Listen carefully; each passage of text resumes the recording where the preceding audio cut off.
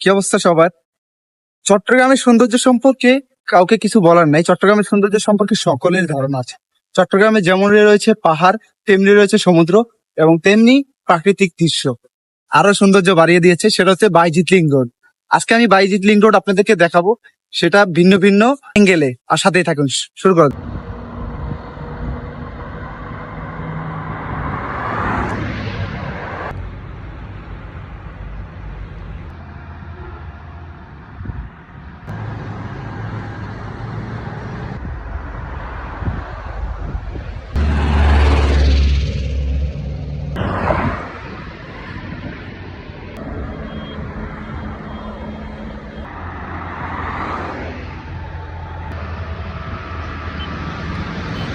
Link road নিয়ে একটি সতর্কবার্তা আছে।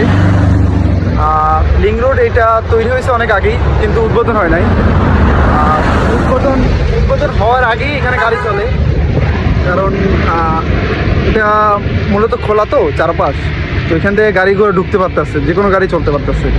তো যেহেতু এটা ডিস্ট্রিক্ট বাসের জন্য তৈরি হয়েছে, তাই যখন ডিস্ট্রিক্ট বাস চলবে তখন এখানে ছোটো মোটো গাড়ি চলবে না।